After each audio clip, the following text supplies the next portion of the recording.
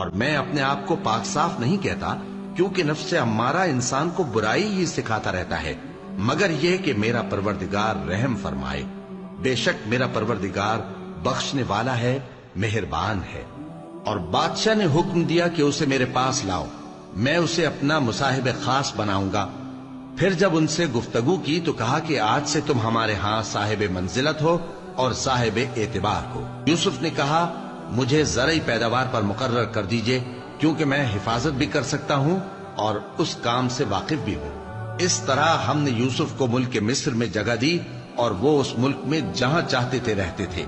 ہم اپنی رحمت جس پر چاہتے ہیں کرتے ہیں اور نیکوکاروں کے اجر کو ضائع نہیں کرتے، اور جو لوگ ایمان لائے اور ڈرتے رہے ان کے لیے آخرت کا اجر بہت بہتر ہے۔ اور یوسف کے بھائی کنعان سے مصر میں غلہ خریدنے کے لیے آئے تو یوسف کے پاس گئے، تو یوسف نے ان کو پہچان لیا